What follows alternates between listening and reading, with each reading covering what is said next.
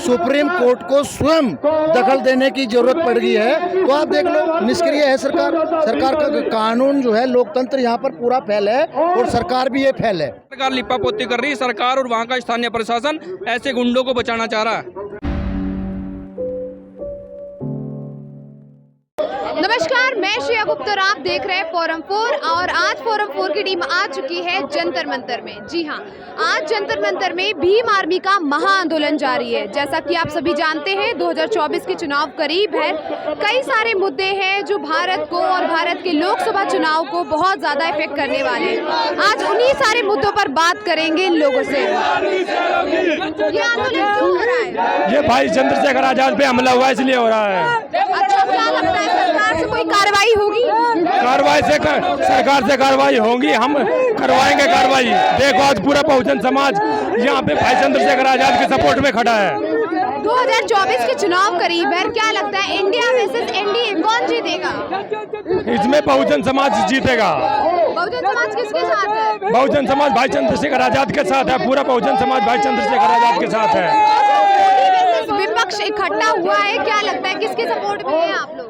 ये भाई चंद्रशेखर आजाद के सपोर्ट में पूरा बहुजन समाज पूरा 85% एकजुट हो गया। तो ये जो 26 वर्सेस 38 का आंकड़ा है, इसमें क्या कहना है आपको? इसमें 26 वर्सेस 38 का आंकड़ा नहीं है, इसमें 85 और 15 का आंकड़ा है। 85-15 का कैसे? 85% बहुजन समाज और 15% पाखंड लोग हैं इसमें। 15% पाखंड लोग कौन है? पाखंड लोग जो है आरएसएस, ये जो भीम आर्मी और संविधान के खिलाफ है, वो 15% लोग हैं। अच्छा, क्या कहना चाहते हैं? आंदोलन किस लिए है? आंदोलन हमारे बड़े भाई एडवोकेट चंद्रशेखर आजाद जी के लिए है। अभी आप हाल ही में देख रहे होंगे, बीते दिनों बड़े भाई एडवोकेट चंद्रशेखर आजाद जी पर हमला होता है और सरकार इतने बड़े हमले को और इतने बड़े आवाम का जनप्रतिनिधित्व करने वाले व्यक्ति पर जो हमला होता है, सरकार उसको नजरअंदाज करती है, अनदेखा करती है। बड़े भाई एडवोकेट चंद्रशेखर आजाद जी के लिए आंदोलन है, उनकी Z+ सुरक्षा के लिए, और जो अपराधी है उन इस पूरे मामले की सीबीआई जांच हो। 4 लोगों को डिटेन भी तो किया गया है। वो सब लिपापोती है सरकार की। 4 लोगों को डिटेन करके या पूरी तरह जो अपराधी थे उन्हें गिरफ्तार करके जेल भेज दिया जाता तो ये आंदोलन नहीं हुआ था। ये आंदोलन इसलिए हो रहा है कि सरकार लिपापोती कर रही है, सरकार और वहाँ का स्थानीय प्रशासन ऐसे गुंडों को बचाना चाह रहा है, वो उनको संरक्षण दे रहा है। और ये सब जो है ना, पूरी तरह लिपापोती जैसी बातें हैं कि 4 लोगों को डिटेन कर लिया। 4 लोग वे लोग अपराधी नहीं है जिन्हें डिटेन करके दिखा रही सरकार। अपराधी तो एक बड़ा सा, ये देखो इतनी बड़ी जो साजिश हो सकती है, ऐसे छोटे 4 लोग नहीं कर सकते, इसके पीछे बड़ा हाथ है। और जो मणिपुर में इस समय चल रहा है, मणिपुर में 2 महिलाओं को गैंग रेप किया गया, उनको ऐसे नग्न अवस्था में बाहर टहलाया गया, उस पर आप क्या कहना चाहेंगे? देखिए, उस पर मैं ये कहना चाहूँगा, आज की सरकार ये देखिए आप किस तरह से गूंगी बहरी और अंधी हो चुकी है कि वो महिलाओं के साथ हो रहे अन्य अत्याचार को नहीं देख पा रही है। मैं कहना चाहता हूँ इसमें कहीं ना कहीं सरकार जिम्मेदार है। ये सरकार की नालायकी है, कहीं ना कहीं उसका ना सफल होना है। नरेंद्र मोदी ने तो इस पे कहा भी है काफ़ी कि क्या बोलते हैं, हम इसकी ये देश की बेइज्जती जैसा है, काफ़ी ज़्यादा इससे देश की बदनामी हो रही है। सभी से जो जितने भी मुख्यमंत्री उनसे निर्देश है, उनको आदेश दिया गया है कि वो अपने अपने राज्य की व्यवस्था देखें। पहले घटनाएं कराओगे, फिर बाद में उन पे जुमलेबाजी करोगे, ये सब क्या है? ये सरकार का काम होता है। अगर सरकार अच्छी होती, सरकार का लॉ एंड ऑर्डर अच्छा होता, उसकी कानून व्यवस्था होती, तो हमारी बहन बेटियां सुरक्षित होती। उनके साथ इस तरह की घटनाएं क्यों होती? ये सब जो है लिपापोती है, आने वाले चुनावों में जो है जुमलेबाजी है, इससे ज़्यादा कुछ नहीं है। भारत की जनता को, लोकतंत्र को समझना चाहिए कि आज की सरकार जो है पूरी तरह सफल हो चुकी है। अब उनको कोई जो है नया चेहरा उनको चुन लेना चाहिए। इन लोगों के बस की बात नहीं रही है। तो ये नया चेहरा कौन होगा? देखिए, हम तो ये कहते हैं, ये नया चेहरा हमारी तरफ से तो बड़े भाई एडवोकेट चंद्रशेखर आजाद जी है, जो आज भी बिना किसी सत्ता के भी हमारी बहन बेटियों को सुरक्षा देते हैं। आपने नारा सुना होगा, महिलाओं के सम्मान में भीम आर्मी मैदान में, हमेशा भीम आर्मी मैदान में रहती है। जहाँ पुलिस नहीं पहुँचती, वहाँ भीम आर्मी के लोग जो है समय से पहले पहुँच जाते हैं और बहन बेटियों के लिए उनकी सुरक्षा के लिए हमेशा वो आंदोलित रहते हैं। लोकसभा के चुनाव पास है, इंडिया वर्सेस एनडीए का काफी ज्यादा इस समय चल रहा है चीजें कि 38 वर्सेस 26 का आंकड़ा बन चुका है। क्या लगता है आपको, इंडिया वर्सेस एनडीए में कौन जीतेगा? ये भारत है, लोकतंत्र का भारत है, और लोकतंत्र में संविधान के अनुसार लोकतंत्र सर्वसर्वाय होता है। तो लोगों ने तय कर लिया है इस बार हाल ही की सरकार को तो बाहर भेजेंगे, चाहे कोई भी हो, जीत करके आएगा, नया चेहरा बनाया जाएगा, लेकिन इसको पीछे भेजा जाएगा, इसको जो है यहाँ से इसको बेदखल किया जाएगा। ये पूरी तैयारी है। है। विपक्ष में नए चेहरे को में किसको देखा जा सकता है? तो कह रहे हैं चंद्रशेखर भाई को देखो, क्या तुम्हारे लिए उनसे बेहतर हो सकता है? उनके अलावा कोई और? उनके अलावा हम क्यों देखेंगे भाई? जिनके लिए हम आंदोलन कर रहे हैं हम तो उन्हीं को देखेंगे। और पूरे भारत में पूरे 28 राज्यों में भीम आर्मी काम कर रही है, जिसका प्रतिनिधित्व चंद्रशेखर आजाद जी करते हैं। कि आप तो महिला हैं, पत्रकार हैं, कि आप चंद्रशेखर भाई से खुश नहीं है? आप नहीं चाहते कि चंद्रशेखर भाई जैसा आदमी इस देश का प्रधानमंत्री बने, जो सबकी शिक्षा पर, बेरोजगारी पर, महिलाओं की सुरक्षा पर बात करे? ऐसा आदमी होना चाहिए ना भारत मुल्क में। और हम तो चंद्रशेखर भाई के लिए समर्थन करेंगे जी, और पूरी तैयारी कर रहे हैं। क्या कहना चाहेंगे आप? 2024 के चुनाव पास है और मणिपुर में ये सब चीजें घटनाएं हो रही हैं, और जो छत्तीसगढ़, राजस्थान, इन सारे राज्यों में घटनाएं हो रही है, उस पर आप क्या कहेंगे? मैडम टोटल जंगल राज चल रहा है, जंगल राज चल रहा है। 2 बहनों को निर्वस्त्र करके परेड कराई जाती है। कहाँ वहाँ की पुलिस है? कहाँ वहाँ का कानून है? कहाँ वहाँ के मुख्यमंत्री है? क्यों प्रधानमंत्री इस्तीफा नहीं ले लेते? बताइए मुझे, जब कानून व्यवस्था उनसे संभाली नहीं जा रही है, क्यों इस्तीफा नहीं करा रहे? सिर्फ कुर्सी का लालच है, सिर्फ और सिर्फ जंगल राज चल रहा है और कुछ नहीं चल रहा है। प्रधानमंत्री ने ट्वीट तो किया है, कहा है, और मतलब प्रधानमंत्री ने अपने भाषण में ये तो कहा है कि बहुत शर्म की बात है, भारत के लिए बेइज्जती हो रही है भारत की बाहर। उन्होंने ये भी कहा है कि क्या सभी सारे सीएम को निर्देश दिया जा रहा है कि वो अपने अपने राज्यों में ये कानून व्यवस्था का ध्यान रखें। मैम सिर्फ ट्वीट करने से क्या होता है? प्रधानमंत्री तो ट्वीट कर देते हैं, सिर्फ ट्वीट से क्या होता है? वहाँ की सरकार कहाँ गई? 2 महीने पहले ये घटना हुई, आज FIR होती है। कहाँ थे तब प्रधानमंत्री? कहाँ थे उनके मुख्यमंत्री? सरकार बीजेपी की है ना। मुख्यमंत्री तो इस्तीफा देने को तैयार थे ना। कहाँ इस्तीफा दे रहे हैं? कौन दे रहा है? दिलवाइए ना। जनता ही तो फाड़ रही है। कहाँ दिया इस्तीफा? बताइए मुझे। प्रधानमंत्री बोलने तक को तैयार नहीं है, सीएम वहाँ के बोलने तक को तैयार नहीं है, वहाँ की पुलिस कुछ नहीं कह रही है, गूंगी बनी हुई है। बताइए कौन इस्तीफा दे रहा है?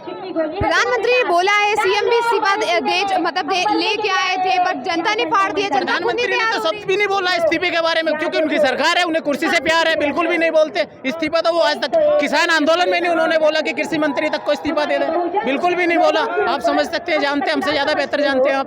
क्या लगता है 2024 से इंडिया वर्सेस एनडीए में कौन आएगा? देखो ये जनता तय करेगी। मैं कोई पंडित नहीं हूँ, अर्थशास्त्री नहीं हूँ, ये जनता तय करेगी, लोकतंत्र तय करेगा कौन आएगा कौन नहीं। बाकी हम अपना काम मजबूती से कर रहे हैं, पूरा विपक्ष हमारे साथ खड़ा हुआ है इस आंदोलन के लिए। राष्ट्रीय लोकदल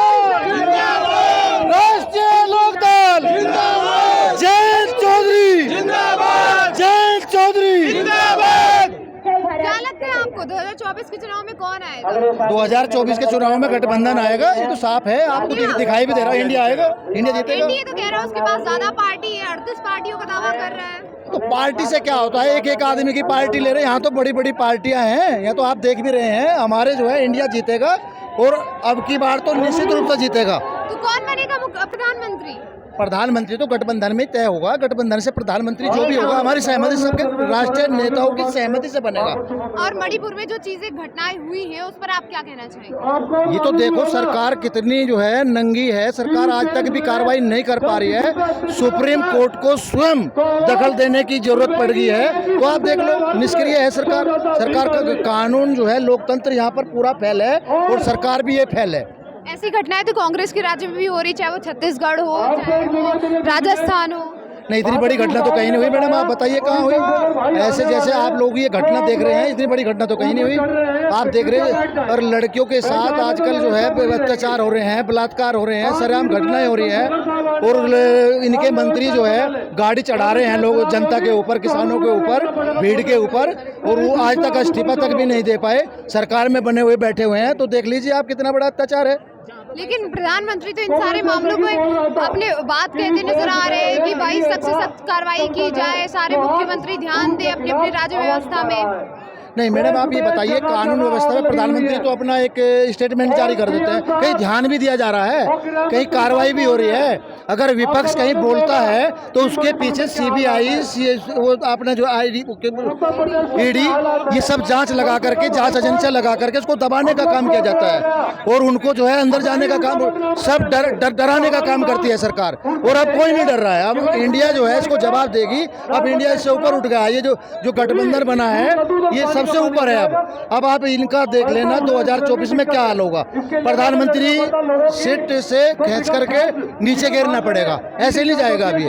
अरे अब तो इंडिया के नाम पर भी काफी बवाल हो रहा है, कह रहा ब्रिटिशर्स ने नाम दिया था, भारत का नाम इंडिया कर दिया था और ये लोग मतलब ब्रिटिशर्स को ही फॉलो कर रहे हैं, ऐसा कहा जा रहा है।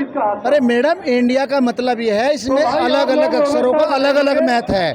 INDIA, इनका सबका अलग अलग महत्व है, इनसे एक इंडिया बनता है। हमारा मतलब ये है गठबंधन का, ये समझने की जरूरत है। इनको समझ में नहीं आता, पता नहीं कैसी सरकार है, इनको कुछ भी समझ में नहीं आता। जिस तरह से अमित शाह ने कहा है कि 300 से ज्यादा सीट इस बार लेकर आएगी बीजेपी, क्या लगता है पक्का सत्ता परिवर्तन हो पाएगा?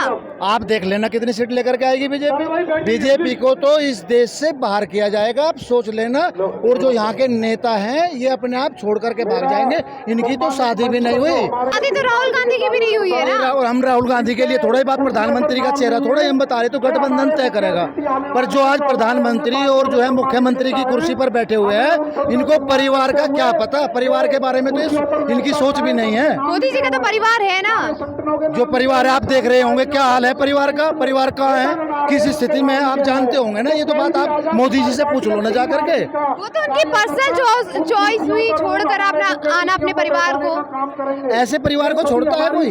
आपको राष्ट्र सेवा के लिए आए हैं।